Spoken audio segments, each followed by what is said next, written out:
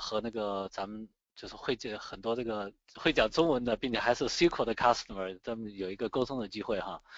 那我先介绍一下我自己，我叫 Jason 吴，我在就是微软目前是在那个 SQL team， 我们这个 SQL team 呢，我是一个那个 program manager 那我的 team 和我呢，我们主要是 in charge of 一些那个 customer insight customer 的一些这个monitoring 和一些 customer 的这个 telemetry data， 一些 customer 的dashboard， 同时我们也 look at 那个就是 a lot of the business insight and the customer growth and all that. So I basically look at all the deliverables as well as the features we have, making sure that number one, we have a good experience and we can measure that experience. We have the data to help us to improve the experience.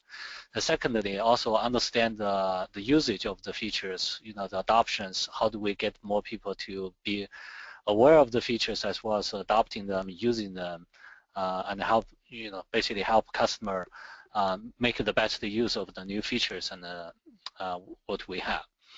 那我今天主要是我想这个今天大家的这个 audience 可能大家都很对 SQL Server 这个产品可能都很 familiar。我大概 joined the SQL Server team like in 1999, so many years ago. But I, during the last 15 years, I've done many different things, from the storage engine to availability to HA and to cloud computing, and also with some other work as well. 那过去几年呢？过去的差不多3-4年时间，大家可能也都听到，就是说微软就 Microsoft we have a big initiative, a big cloud initiative, 就是 called Azure. 然后 Azure SQL Databases 呢，可能是 Microsoft 的这个 Cloud 里边最早，也是目前可能最大的几个 service 之一。那我今天在跟大家 share 的呢，主要是跟大家讲一下，就说what is SQL databases in Azure? What is this cloud databases we have? 它的这个什么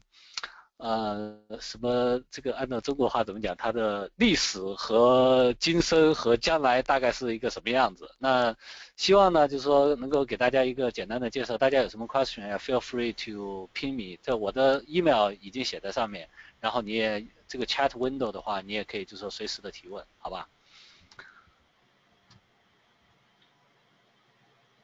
那其实这个Microsoft SQL 我们 approach 这个approach 这个 cloud 和所谓的这种 cloud SQL Server， 我们有一个很重要的这个 principle。我们这 principle 呢，就是说其实我们最高的要求是说，我们要能够服务我们的 SQL 的 customer。我们看我们 SQL 的 customer 他们的需求是什么样的。那有的 SQL customer 现在可能说大多数的 SQL customer 还是说自己把这个 SQL Server 装在自己的那个 on-premise， 跑在自己的 data center 里边，或者跑到自己的 department 里边。那如果是这样的话呢，我们有 SQL Server 的这么一个 product， we'll continue to release new releases. As a matter of fact， 我们SQL 2016 is about to get released sometime next year, sometime early next year， 是吧？大家可能我记得上回那个谁Lindsay 可能跟大家讲过一些 SQL Server 2016里边有一些什么新的东西或者怎么样。那我们也会 continue to involve and support and innovate in the SQL Server space。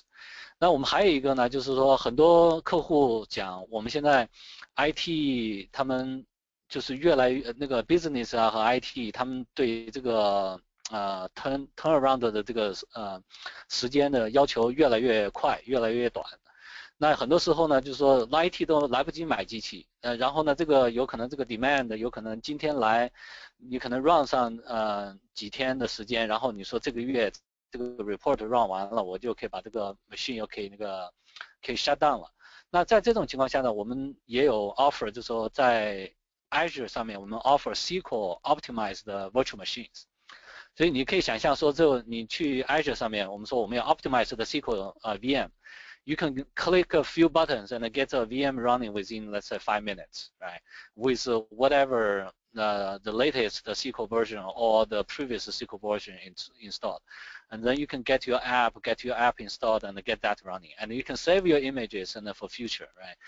So if you think about it, if you have some, say, hey, monthly processing job or reporting you need to do, you need to run it for 2 days every month at the end of the month, and then you're done with it. Then the SQL virtual machine may be a good way for you to get started, and without worrying about maintaining your machines, maintaining your servers and things like that, right? So that's a SQL virtual machine. And SQL databases is really intended to be a PaaS service for the SQL DB, right? So what is a PaaS service? 我们就是说，在这个 PaaS service 的时候，我们的理念就是讲，我们的客户不需要再去 worry about 这个 hardware， 不需要再去 worry about 这个 SQL Server 的 installation， 不需要再 worry about 这个SQL Server 的 backup， 它的 security， 它的这个update upgrade， 这些东西呢，我们就是 all taken care for you by SQL databases in the cloud. All you are getting is basically a connection string, and then you literally can get your database, fully managed database running within like 5 minutes. You can create as many databases you want, and you can drop it wherever you don't need it. And it offers a lot of flexibility, speed to solution, elasticity, and all those great things, right? So that's the idea. And the beautiful thing about Microsoft SQL team is that we offer all this product in all these different forms to say, hey, if our customers' requirements, if our customer needs are in the cloud, you can get the solution in the cloud. If they're in the on-box, you can get an on-premise solution. And we actually use the same code. We build everything from the same source code, right? And you basically get the same functionalities and parity across all these different forms. So what is let's hopefully that you get an overview about all these different forms of product we have. The next thing I want to talk about is the high-level overview of SQL DB itself. As we talked earlier, it's a fully managed SQL databases. It's actually built for enterprise applications as well as SaaS applications. Right? The reason be that's why it's enterprise ready. We offer 4.9 availability, just built in. You don't need to do anything. You have 4.9 availability, and which is pretty hard to get for some smaller companies or some startup companies, or for like the company either constrained by budget or constrained by people, right? And we also give you this geo redundancy by geo replication. So basically, I mean, how many people can afford the DR, disaster recovery, like across a different geo? I know Goldman Sachs probably definitely can, but if you talk about the departmental or dentist office, they probably can't. Right? And it's fully secure and compliant for any sensitive data. And with the latest architecture and the platform, it's basically fully compatible with the SQL Server 2014. So this is just to give you a high-level idea in terms of like some statistics and metrics we have for SQL database services in the cloud. So we have a single customer who creates roughly about 60,000 databases every week, right? And on any given day, we have people creating and a lot of them dropping as well, like more than 200,000 DBs on any given day. As a matter of fact, the other day I looked at it up. I say we SQL DB in the cloud collectively, we process roughly about 80 billion of query requests per day. 80 billion， so 就是什么8000，应该是800亿个这个 query result every day。I mean, just to put things into perspective, 你知道 Google search process about 3.5 billion search requests per day。这当然就是讲我们这个是 database request。But that gives you an idea about the scale. You know, this is about, we process roughly about 80 billion of those query requests per day. 这个我们有时候开玩笑，我们说，哎，什么时候我们可以开始在这个query result 的 return query result 的时候，也给一个这个什么 advertise in the box? This is just kidding. So, but that give you an idea about the scale, right? We have roughly about 1.4, actually have roughly about 1.5 million databases now, as of today, right? And every day there's roughly about 350 million login requests. So people log in and they do a bunch of query processing and they log off. And we process roughly about 350 million of those logins per day. So the idea is that to show you, the scale, as well as the kind of the customer adoption and the footprint we have. I mean, basically, the SQL DB is available in 133 countries now.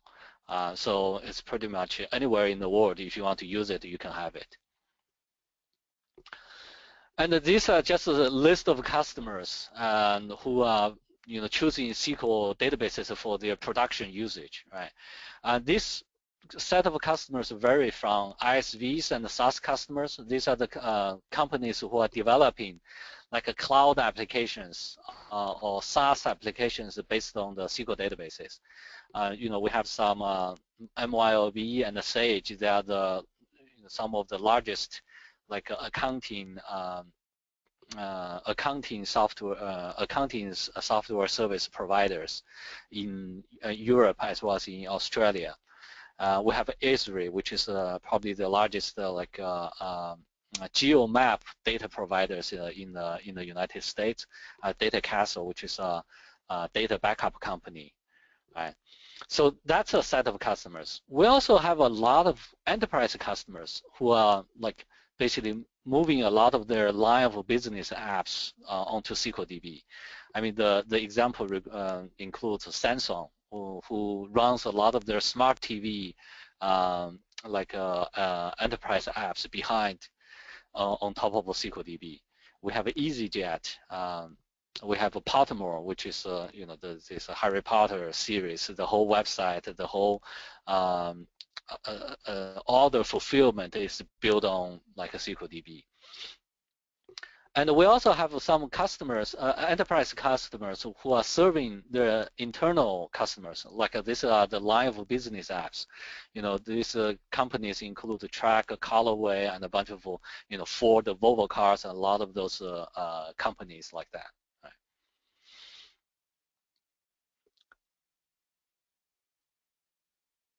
So this is one example of how an auto insurance company quickly developed some their customer applications based on SQL databases and basically fully leverage the capabilities we have in the cloud, right? So this particular company called Aviva, so they have a bunch of these internal applications which are basically manage their customer as well as the quote system, right? So what they developed is they build a mobile app which can track their customers and the drivers like behavior, the vehicles moving information and all that. So all those driving information, whether you are speeding, whether you are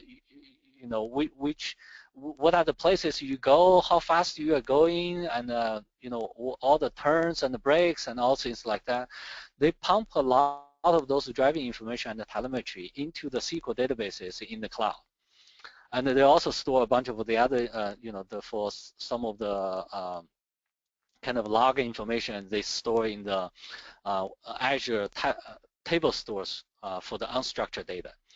So that's great, really great for them, because they can fully leverage the cloud capability. When, let's say, in the morning peak hour, they probably have 80% of their customers on the road driving. Right? And at that time, they send a flood of information to the cloud. Because it's in the cloud, they can scale very easily. They can basically say, hey, in the peak traffic hour, I'm going to scale up my databases or I can, scale up my databases from standard to premium, so I can handle more requests. And like later on during the weekend or during the middle of during the night, they can scale back down again, right?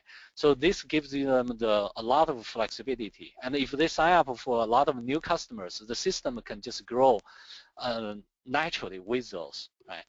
And then they pull down a lot of those driver information from the cloud and use do a bunch of analytics and then pull that thing in back to their on-premise quartz system.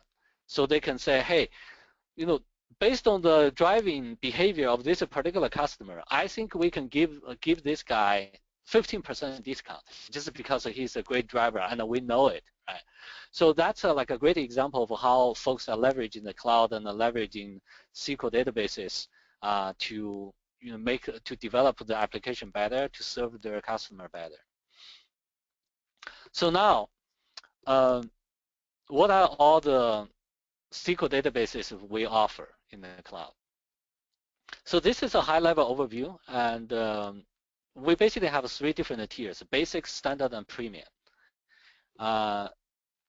They are intended for different purposes. The basic is really for the lighter transactional workload. It's saying, you have, think about the basic as something like maybe a typical Access database or Access app would do. This is your, soccer, soccer club information, right? Or maybe some kind of like a meetup information you keep track of, or a certain club you go to and all that, right? It has a limit of 2 gigabytes of max size, database size. But even with basic, you have this geo-restore capability. Means that even for the basic databases, we replicate the data. For example, if you choose like East US, we actually replicate your data to another region, maybe Central, maybe South Central, right? Or maybe even US West. So that in case you lose, like in the case it has never happened before, and then probably won't happen. In case you lose at the data center, your data is still safe because we have a copy at a different region, right? And the beautiful thing about this is that it's only like $5 a month, right? And you have a database running, and you can keep it aside. You don't have to worry about it because we take care of upgrade. We take care of the management of the database itself, and we also provide any point in time recovery for the last 7 days. So that's on the basic. Standard is actually suitable for some departmental usage. Like it's suitable for some of the medium level type of transaction workload. For standard, we offer like a 4.9 for availability, and it can go up with up to 250 gigabytes in size. In addition to geo-restore, we offer geo-replication. I can talk a bit more later what it means on geo-replication. We also you can have a standby secondaries. And on top of that, you have a bunch of these additional features, security features in terms of auditing, row-level security, dynamic data masking, which we'll cover in more detail later. And the standard has a set of different levels from S0, which start at with the 10 DTU unit, up to S3 with 100 DTU unit. And the monthly cost of that is roughly about $15 a month to $150 a month, right? And we also offer a tier called Premium. This is for heavy transaction workload, right? I mean, this is this has a lot of goodies with some of the latest and greatest hardware with SSD hard drives and a lot of those good stuff, right? It offers up to 500 gigabytes of storage. We have a newest premium offering, which is called the P11, which is not, I just added here, P11, which actually offers up to 1 terabyte of storage. And this storage are on SSD, so you get a super fast performance out of it. And it has a lot of other great capabilities. For example, with the Premium, you can actually have active geo replications with up to 4 readable secondaries across the globe, right? For example, you can have your primary in East US, and you can set up like 3, 4 readable secondaries in West US, maybe even one in North Europe, or in places like that. And this would be a secondary, and they will be available for readable workload, like reporting purposes, data mining purposes, those are analytics purposes, for things like that. So it has from P1 to P2, P4, P6, and P11. I missed some of the P2, P4, P6, and P11. The DTUs, you can find all this information on the Azure Databases website. And you can, if you do a quick search, you can find it. So it takes care of the whole thing. You don't have to worry about it. All you need to worry about is your business need, your applications, how to get things running, get things going fast. So we talked a little bit about the DTU. The DTU stands for Database Throughput Unit. The idea is that, normally when we talk about the hardware resources, we think about to say, hey, the amount of compute processing power you have, the amount of memory you have, and the read and the write throughput, the I/O system you have, or the IOPS and things like that. And it gets pretty specific very quickly. And the DTU is intended to be an abstraction for, say, hey, you don't really need to worry about all this kind of different resources available to you. But instead, like the customer are more interested in saying, what kind of throughput I can get out of this the databases, right? So the DTU is intended to be an abstraction of the database throughput you can get from each of the service tiers we provide. And for each of the service tiers, hold on one second. Any questions, any comments? No, so far we are good, actually. Okay, good. All right, I will continue. So because it's pretty silent out there, I just making sure I'm not losing everybody. Yeah. All right. So for each of the SKUs we provide, for example, you pick the P1. So what happens is that we give you a bounding box and say, hey, these are the DTU limit for this particular P1, and that limit is defined by the resource available to this particular SKU level. And then you can expand, you can increase, decrease your usage within that box, right? And this gives you the customer this predictable performance. Right? So like a customer really knows is to say, if I'm buying a P1, I know how much am I getting, right? And we do the same thing for basic, standard, and premium for across all SKUs. So, for example, if you can start with very small ones. You can, paying $5 a month, start with a basic with your app. And let's assume your app actually took off. You say, hey, I really need a bigger one. You can move to S0, S1, S2, S3, P1, P2, P6, and P11, which is the latest and the greatest offering. And literally, all you need to do, you can do it in Portal with a few clicks, or you can run a T-SQL command to upgrade. And this is an online upgrade. It's like I can upgrade from S0 to P6 in seconds. Right? And sometimes if you have a lot of data, it takes more than seconds. It takes some time to upgrade. But that's all you need to do. You don't worry about to say, oh, I need to buy a new hardware. I need to, before I only had a standard license. Now I need to get an enterprise license. You don't worry about any of those anymore. I mean, you just upgrade and downgrade. When you don't need it, you can downgrade it to save money. Right? So that's the idea. That's the beauty of cloud computing and the elasticity cloud computing offers. So we talked a lot about the scale. How do you scale like a scale the databases, scale the applications.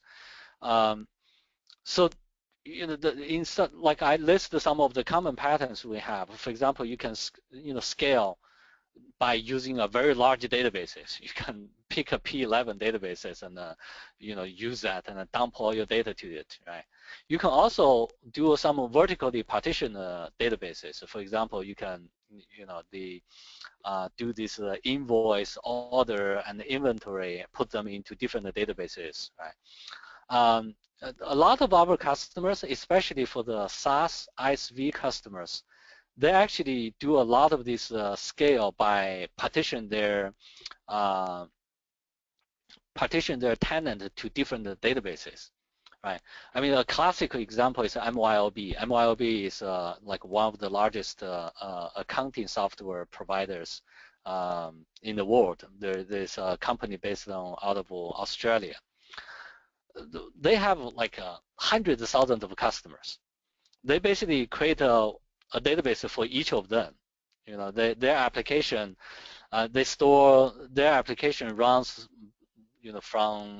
for each of the customer, and when their customers log into their application, they talk to a database behind, and that database only contains that customer's information, right? So they achieve a lot of this data isolation, security, as well as performance isolation through that, and scale through that. Today they have hundreds of thousands of customers, and at some point, if they have more than 1 million, they just create 1 million databases, and SQL DB will host them. Right? And you can also have other partition scheme, which is commonly called sharding. Right? A lot of people probably know about this. It's a common practice. Let's say if you have a customer table, right?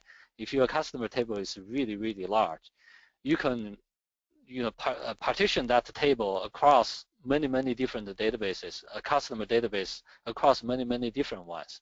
It's like, for shard number 1, maybe containing all the customers with the last name from A to F, something like that, and so on and so forth, right?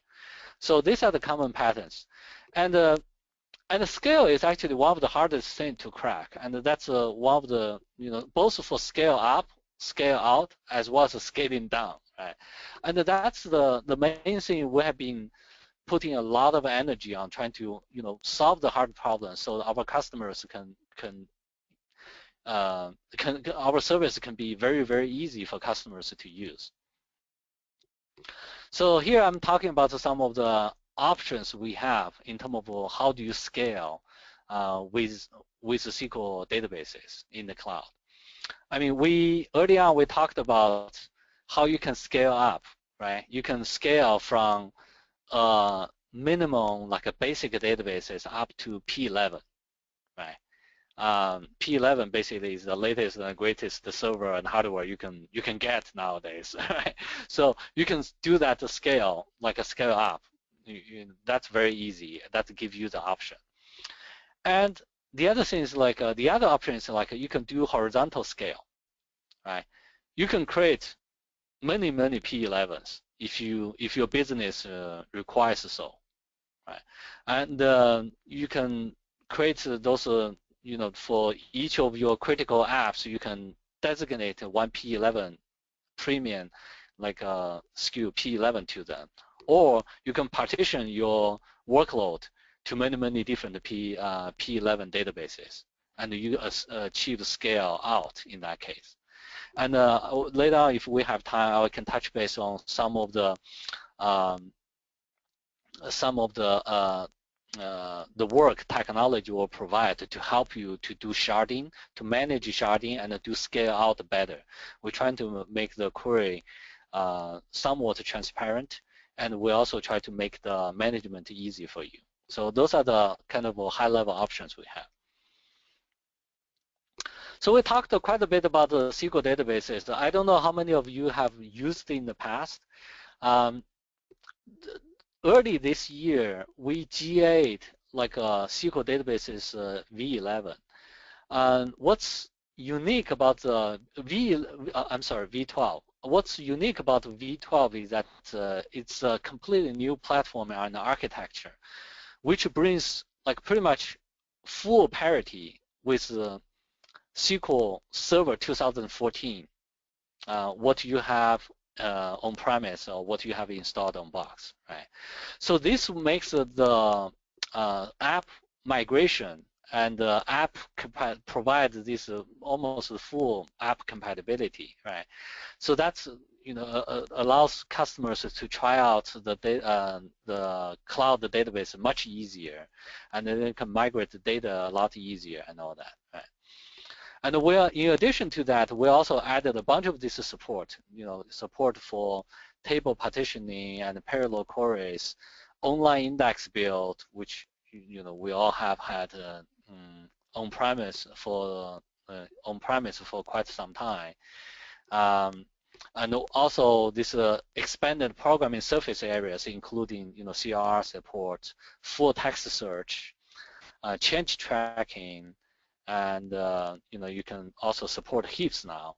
Used to be SQL databases always has a default primary index for you, but now you can actually have the option having the heaps so that you can do data loading much faster. We provide a full set of dynamic management views, the DMVs you're familiar with from the on-premise environment. And we have a great premium performance, right? We have this SSD-based I/O we talked about. Because of this large data size and the great hardware support, we also have this in-memory support and a column store support for SQL database of V12 now. So you can run a bunch of these, leverage the large amount of memory we have, run a bunch of this analytics workload. We have this so-called operational analytics, which allows you to, on the same table with column store and the column indexes, you can both do update as well as a query on top of it, right? I mean, this is huge. Now you don't have to separate your OLTP workload versus a data warehousing workload. You can, combine these two. You can literally let's say, hey, if my databases can handle the OLTP workload, while at the same time, satisfy the read reporting purposes, why not? Why not? Right? And that's just makes things a lot easier. You don't have to maintain two different systems, like one for OLTP, one for data warehousing, and then figure out all this ETL workload to move the data back and forth. That's kind of just making things very complicated and sometimes fragile. Right? So. And that's a great capability called operational analytics, which is coming in the 2016 release. And we're also having this preview in the cloud as well. So one of the big questions people always ask is, hey, what about security? What about the compliance? Since now the data is leaving my data center now. I mean, it's like how to making sure that this data are secure and no one can read my data. And we offer many different security features. I can go through them. There are some detailed thread later on. At the top level, you have this transparent data encryptions. You have row-level security. I know a lot of you probably have been asking about this for quite some time, but now we have row-level securities. We have auditing, we have dynamic data masking, right? All of these features are available for SQL databases in the cloud. And most of them are also available for SQL Server as well. Auditing, which is we're trying to figure out a way to make it available for SQL Server as well. The only reason it's not is because a lot of the SQL Server databases are in customers' data center, and we don't get to, or customers are not willing to give us the the traces. So that's why we if we don't have the traces, we can provide the auditing logs and all these things, right? And on top of that, there are a number of standard compliance where Azure and SQL databases have passed, have been certified and passed. This include FedRAMP, ISO, HIPAA, PCI, EU, MC, UK, G Cloud, and all those things. Right. So, any questions so far? 我看到有一个同学问我，哎，我看到有，哎，Jason。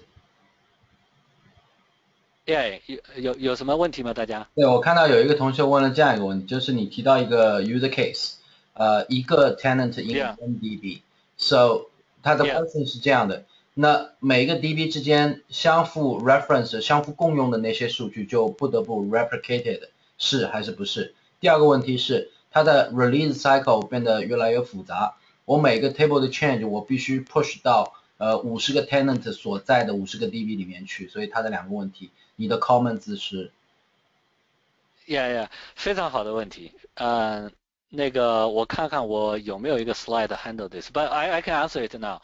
他你讲的那个问题非常好，就是说，你比如说有50个用户的话，那有一些 common 的 table metadata 呢，它实际上它是有一个，其实这个 slide 上面你看一下的话，它也有提到这个，就是它会有一个 root 的这个 database。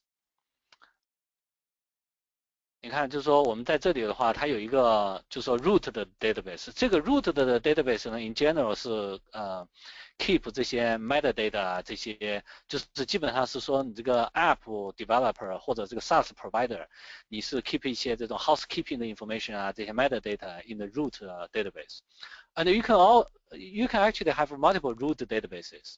就是说你比如说所有 customer last name end up with ANF, they end up with one root databases, right? 就是说you can do some things like that。第二个问题就是说如果说是你真的有 hundreds of thousands of databases, how do you manage them, right?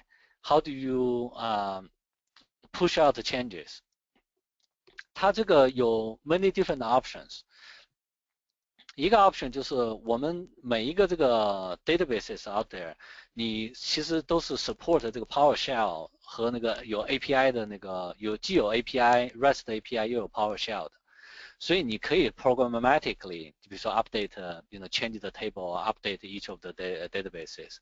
You probably can update it manually for say 5 or 10 databases. Beyond that, you really need to having some commandlet or PowerShell script to do things for you。然后呢，现在我们又推出一个正在 preview 的这个 feature 叫 Elastic Jobs。它这个 idea 就说是你如果把这些，比如说你的100个 database customer 的 databases 都放在一个 pool 里边，我们可以是说你 create 一个这个 job， 这个你可以想象，就是说大家都知道我们在那个 agent 嘛，在那个 on-premise 我们都有一个 agent 的 job， 你可以想象这个东西就类似于 agent 的 job。然后呢，你可以说我 create 这个 job， 然后我让这个 job run against all databases in my pool。Right, so that's how you sort of manage your large number of databases at scale. I mean, we try to provide the tools and automation for that. Okay, that's a good idea. Okay. Yeah. 我想就是 clarify 一下，它的第一个问题不是说你的 root 我们可以理解，它基本上是这样。就比方说它有一个它的运算或者这方面，在每一个 tenant database 里面，它有一个叫做 exchange rate。假设我只是讲，我这个 exchange rate 或者 employee 的 information， 你这张表是要放到每一个 database 里面去，还是说你可以放在 root 被大家所共用？但你放在 root 能够 cross join with customer 1 and customer 2吗？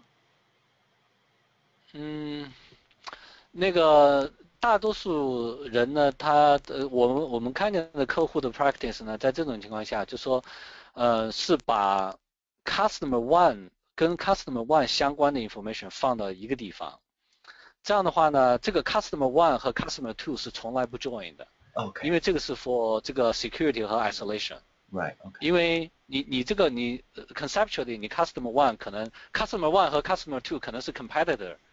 你可能是 customer 1是这个地方的这个 dentist，customer 2是dentist 的 2 blocks away， 对吧？ Okay. 所以他们从来不 join 的。Okay. 好。Okay. All right. So that's great question. So let's move on. And so we talked a little bit about the security features, and this gives you an overview about various type of encryptions we do. We encrypt both in transit, means that this the pipe you are communicating is secure, right? 我们还 encrypt 叫 at rest， 这是什么意思呢？就说是你一旦把这个东西存到 SQL DB 那边去了，我们那边有给你 encrypt， it's safe。encryption end to end， 就是说你在这个 client side 的这些那个 client side library 也 support 这个 encryption 和 decryption， 所以这个从 client side 的话也是 secure。我先讲一下，就是我们这个叫 transparent data encryption 哈，它这个其实解决的最大的一个问题就是说，比如说 Derek 你在 Goldman Sachs， 你们肯定有很多 sensitive 的 data， 你知道吧？这些 sensitive data 都是你说 I'm not willing to give it to anyone， 就是 even someone like Microsoft， Microsoft would never look at your like private data， anything like that。但是你说 OK，I don't even want to give it out， 所以我们 provide 一个这个 mechanism 是什么呢？就是说你可以 encrypt your data。你这个 data 是放在 SQL database 里边的，是 in the cloud， 但是这个 data is always encrypted， 所以 even someone has access to your data, even someone for whatever reason got access to your data, they can't read it, right? They read it 因为这个 key 只有你有，这个 customer 可以 hold on to their encryption key。And 这个 encryption without an encryption key， 这个 data just bits and bytes. I mean, we don't, Microsoft doesn't have access to it. Nobody else, even they get the data, they can't read it. So that's what we call the transparent data encryption. And 就是这个 transparent part 呢是说，我们 try to do the encryption decryption of the data transparently in the client driver. 这样的话呢，就是我们并且你的 query， 你比如说 equal 的这种 operation 啊，在你做 join 的时候啊，在你这个 encrypted data 这个时候还 work， 你还可以做 comparison， 对吧？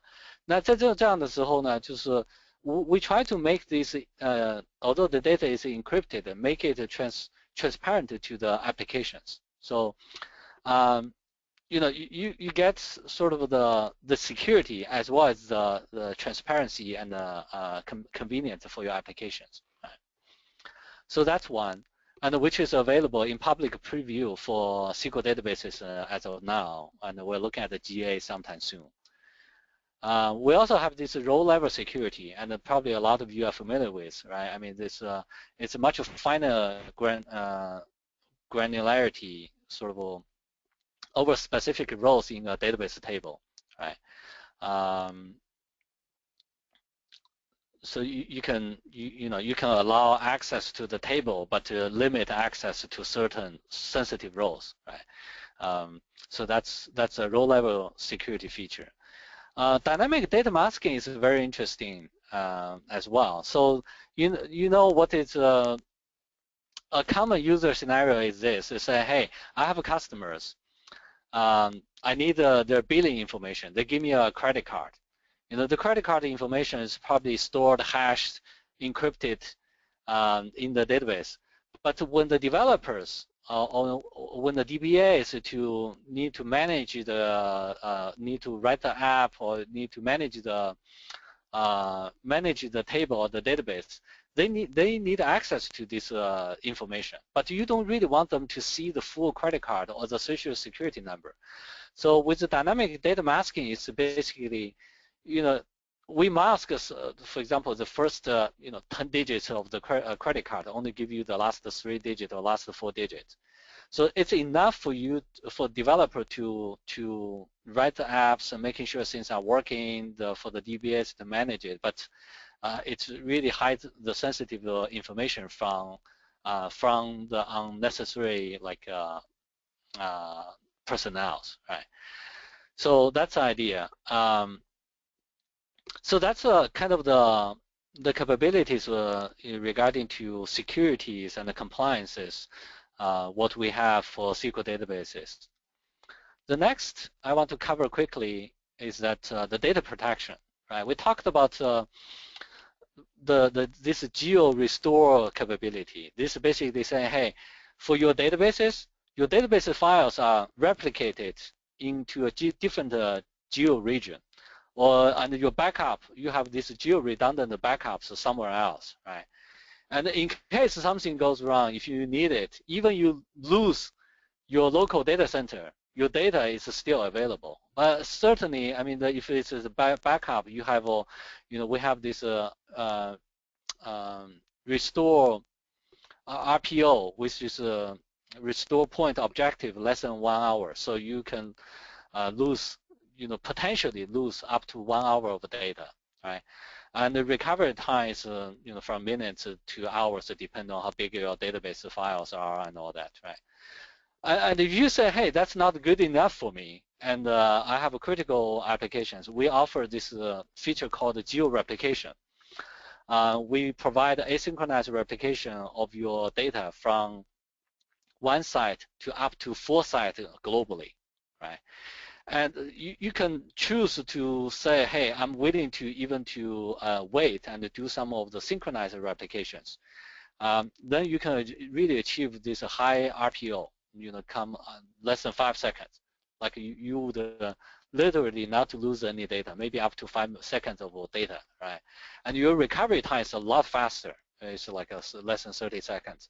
Of course, you need to pay extra for this capability because, not only you need to have a pretty heavy duty like primary databases, you need, let's say you want 4 replicas, so you basically need 4 replicas of the same heavy duty databases.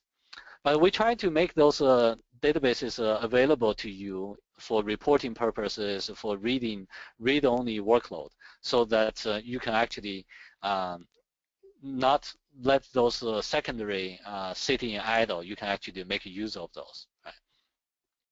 So on top of that, we provide a bunch of these so-called capabilities for oops recovery. Say, hey, I accidentally deleted my table. Can I restore it back? There's a point-in-time restore, which restore to any point in time in history. Depending on whether you have a basic or premium, for premium you can restore up to 31 days, 30 days or 31 days of history. So that's plenty time for pretty much every oops recovery cases. If you are missing 50% of your customers, I hope that it doesn't take you like more than a day to find out, right? I mean, in general, people find out those kind of things pretty quickly. and as well as some accidental database deletions, you can restore the databases and all that. Right? I want to touch base on an important elastic database model we touched on early on. So this is actually super cool. So we talked about之前那个有一个这个朋友他问了一个问题说，嘿，我如果有50个 customer databases， 那怎么这个50个 customer databases let's make the number bigger. Let's say 200. 你这个200的customers， 这个 customers 可能他们，比如说有的是一个可能是一个 hospital， 一个可能是一个这个like a small like a private practice with just a specialist, one specialist there. 他们都 run 你的 application， 那他们的这个 workload apparently are very different。然后他们这个 at any given time, given day, their workload maybe varies quite a bit. 但是你的这个 application 你是有200, you have to support 200 of such customers, right? All of them, they may have peak and peak workload at a different time. They may go dormant at a certain time, right? You say, hey, how do I manage this? Traditionally, to manage all this workload with variable workload throughout a different time period, people basically need to provide the maximum workload they would need. 刚才我们拿刚才的举的例子，你可能是一个1000人的 hospital 和一个10个人的这个 private 这个 practice， 对不对？可能是一个这个 private 的这个 dermatologist， 对吧？皮肤科。但是这个1000个人的 hospital 可能是需要一个 P11 的，这个10个人的这个小的这个 clinic 可能就需要一个 S3 就可以了。这个 not a very good example, but let's take that for a moment, right? 那你如果说是 want to make sure everybody gets provide the best the SLA, the same SLA to everybody, making sure everybody's transaction don't wait for too long and all that. Literally you need to provide like say P11 to everybody to satisfy that. But in reality, that's very inefficient and it's very wasteful resources. So 这个 elastic database model 呢，就是说 OK, you can put all these 200 databases into a single pool, and you can have a upper limit for these databases collectively, right? And this thing actually shows the animation shows this thing really well, right? So this is one example what I just talked about. You see, when you have S0 to S3 databases, all the customers are talking to them, and now a bunch of new customer coming in, S0 start to not satisfy the requirement. You see the red color, right? So the idea is that put all these databases in a pool where you can set a max of the DTU limit for the pool and a minimum limit for the pool. And within that pool, any given databases can max out to their individual upper limit. And at any given time, maybe different databases becomes busy at any given at a different time, right? 但是呢，这个 collectively, as long as all these databases added together doesn't exceed the limit for the pool, you are okay. In this case, it's even more dramatic. You say, hey, some people coming up very strong, but as long as they don't exceed the limit of the pool, you are good, right? So that's the beauty, and that's truly the cloud elasticity at its best, right? And it's also, this thing is only available on SQL databases. You cannot get this kind of elasticity, the pools, anywhere else in other like cloud database providers. None of them provide this. right? So we provide this out of the box. You don't need to do anything, and make the application developers as well as the DBA's life a lot easier, right? So with that, I would conclude, and to summarize what we talked about. Azure SQL Database is a global database as a service. You can available everywhere, literally. It offers a predictable performance, so which matches the different workloads you may have. And we also provide these elastic database pools for this unpredictable workload at massive scale. So if you are SaaS applications, if you have to serve many different customers with different workload and a throughput rate, and this is ideal for you. And it's very easy for deployment, very easy to manage. Takes minutes, and then a lot of this mundane hard work are taken care of by the system itself.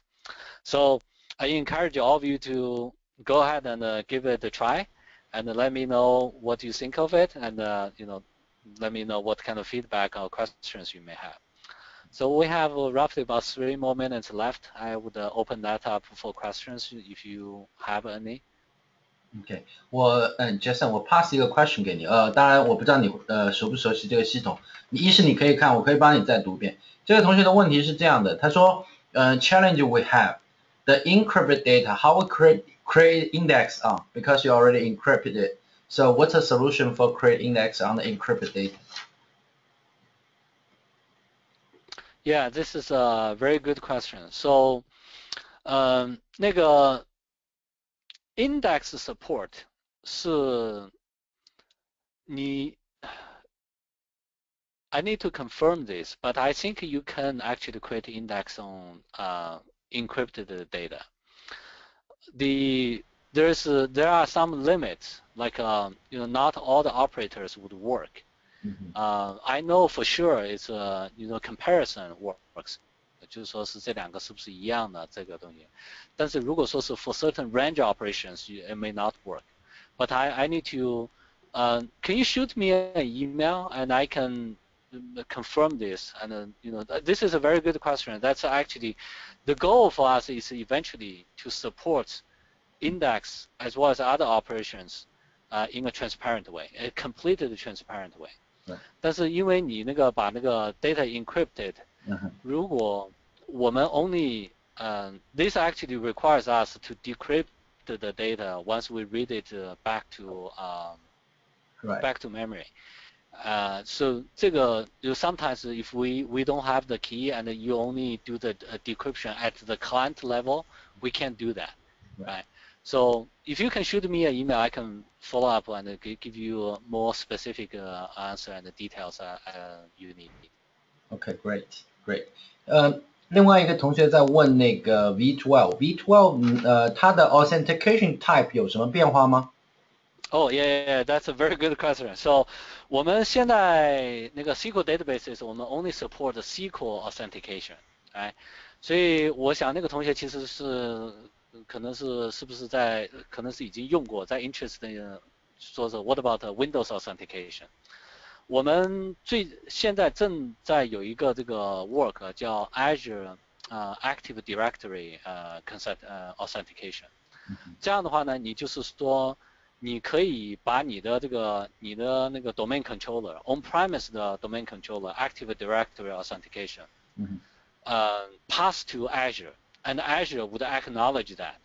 So 就是pretty soon, right now it's in public preview, but once it's available, you can authenticate with your normal Windows authentication from your company, right? As well as with the SQL authentication. OK， 另外一个同学的问题也挺好玩，他说现在 Azure 这个 SQL Database 只是在那个 Windows Azure 上可以 provisioning 吗？他的问题其实是这样的 ，AWS 可不可能去做一个 Azure 的 database，Azure 的 SQL Server， 或你们是不是 portable 到其他的 cloud solution 里面？现在呢没有这个 Elastic Database Pool 啊，像这种就是现在没有。你在那个现在首先我就是这个首先 Azure 不是 Windows Azure anymore，所以它叫我们现在叫 Microsoft Azure。为什么这个东西叫 Microsoft Azure 了呢？现在就说你知道哈，就说我们现在大概是超过25%的这个就是那个25%的那个 compute VM running 是 actually 是 running on Linux。Oh, okay. Yeah, that makes sense. 对吧？所以这个东西我们就说是 support，实际上 a lot Right. still have a lot of Windows VMs and all that, but Yeah. also a lot of the Linux VMs running as well. Yeah, that's 所以就说 Azure support you know a bunch of Linux and other open source, right. like for example this Redis cache, as well as Hadoop, and we all support it 啊。Right. 第二个呢就是讲这个但是我们在这个 Azure platform 上 we're able to do more， 因为比如说你在Amazon 的 AWS 上，它是有这个 SQL 的 RDS service。As a matter of fact, you know, we sell a lot of the SQL through Amazon's RDS as well. Mm-hmm. A lot of customers go to Amazon and they want to run in SQL. They want to run SQL Server. They use Amazon have to pay us license, right? Gotcha. Mm-hmm. 所以，但是呢，在那个 RDS 上，因为这个platform 是整个的这个不太一样，又是不 not under our control. This is since very limited what we can do. 在这个 Azure 上面呢，我们就可以 do a whole lot more. That's why we can do this elastic database pools and all this like you know this like dynamic upgrade and downgrade within minutes, right? So those are the capabilities, those are the unique capabilities we can do on Azure. Okay, I see. Right， 还有一个问题呢，我觉得它可能问题有点大，就是如果你还有时间吗？如果没有时间呢，我让这个没有关系，没有关系，这个很难得的机会，所以我觉得那个这个有什么问题我知道的我尽量回答，没有我不知道的呢，就是或者是你就跟我 follow up， 我的 email 大家也都对，大家在之前可能应该看到哈，我回头可以把我这个 deck share 出去， OK， 我的 email 非常好记JWU@Microsoft， 所以就是说所以就是说你们可以就是说 shoot me an email or connect me with you know 不知道大家是不是用微信呢，或者说是用那个什么 LinkedIn， 就是 feel free to connect with me。Okay, great。我这样，我觉得他这个问题挺有趣的。如果你有时间，你谈一下，就是说，他说你能讨论一下那个 shading 的 automation 吗？对，这个 sharding 呢，我们是 automation， 这个你等一下哈，我其实有如果这个我是有一张这个什么的，有一张 slide 的，有一张 slide， 但是因为时间关系没有 go through， 所以 let's just give me a second, let me look at some of the sharding thing。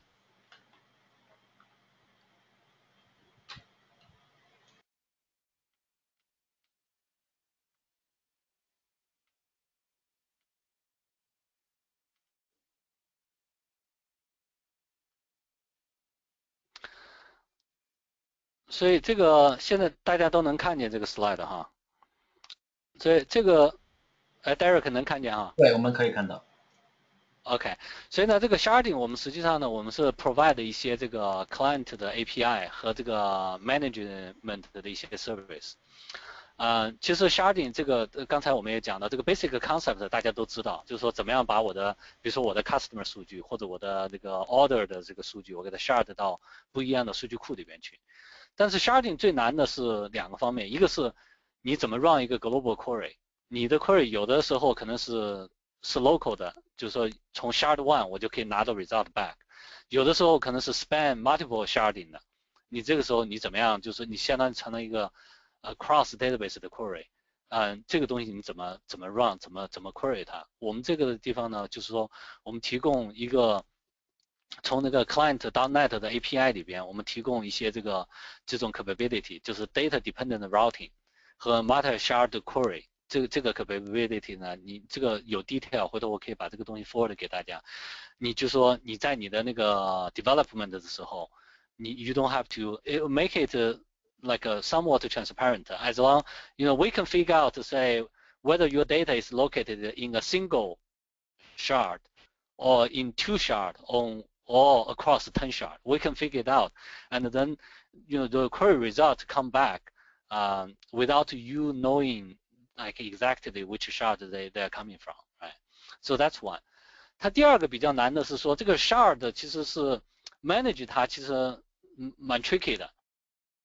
就是因为你这个 shard 嘛，到时候你这个是一个 picture， 就是说你的这个 database map 在这个，但是 what happens when you have to like where is this?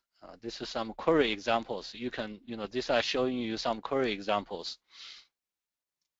Like this is a multi-shard query. It's not over complicated, but we have to do quite a bit of work to make this thing like as simple as possible to the developers or to the whoever is writing query.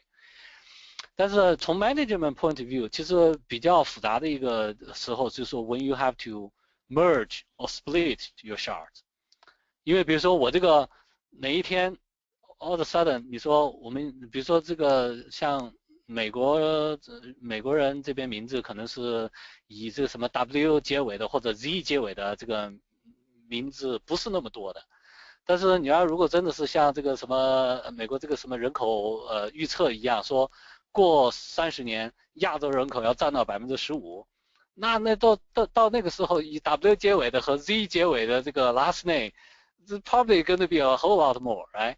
那这个时候你的这个 shard 你就要说有的时候你要 merge， 有的时候你要 split 就是说你的这个 single shard is not enough to hold all the record。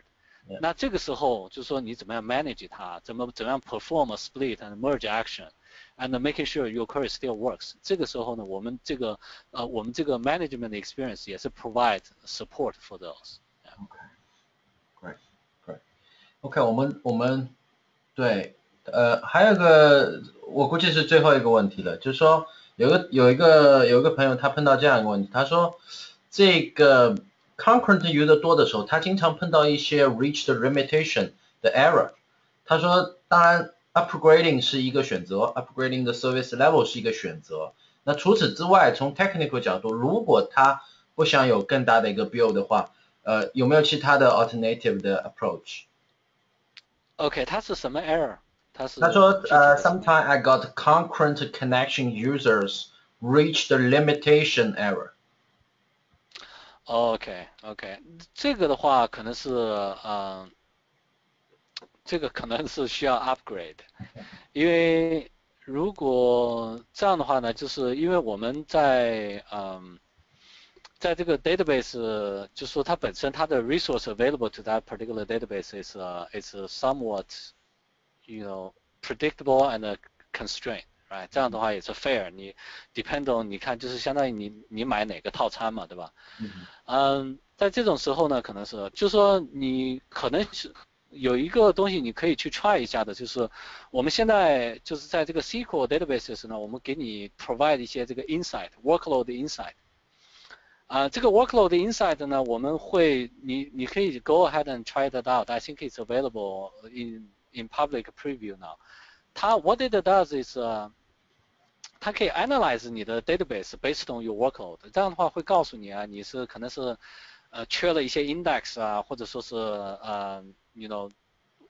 或者说是 tell you some of these are the query which are most expensive， 对吧？所以你如果说或者说是告诉你说你看一看这些 query 都从哪来的，这样的话呢，就是 hopefully 能够 reduce reduce resource consumption. If you have to do a table scan every time you query, it's probably going to be expensive， 对吧？如果说是你能够 instead build the right index, probably it's going to be a lot faster and consumes a lot less resources. That may help. 但如果说是这个东西还不能够解决你的问题呢，那个 workload insight 也是有一个 upgrade advisor， 他会告诉你 ，OK， 你这个 workload 真的是在这个篮子里边已经装不下了 you should really move it from S1 to S3. It will also give you a recommendation. Okay, good. OK，好，非常感谢你share这些Azure SQL Server 的knowledge 给我们，非常感谢。那我也替大家问一下，因为下个月我们知道有一个 SQL Pass，你会在 SQL Pass 吗？这个 SQL Pass 这回的 SQL Pass 我正好不巧，因为在那个中国有一个 conference，然后 OK，呢，我们还有几个客户在那个同一个星期，结果就是安排不过来，所以我就是那几天不会在 SQL Pass。你们有多少人会来 SQL Pass 啊？哎，我觉得会很多，我觉得应该有我现在听到的有30几个，我初步的估计有30几个吧。OK，其实这个因为去了以后会碰到很多新的朋友，对。对对对对，这个我就说我们有这个 group 真的是非常好，感谢 Derek，就说把大家都给 organize 一下，把大家都给联系起来。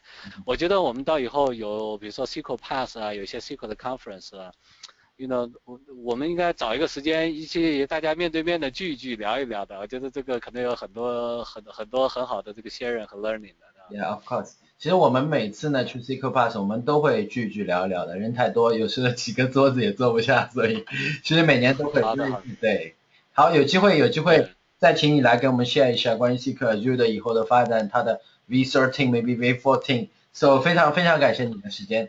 好，有机会好再请你来跟好。我们聊聊。嗯，好的，好，那谢谢 对 Derek，也谢谢大家哈，对，这个都是课余的时间，晚上了，大家还在听这么长时间，我觉得也是，真的是确实是很有那个热情的。好，谢谢大家。All right, thank you。OK，谢谢大家，好，拜拜。我们下次再见。嗯。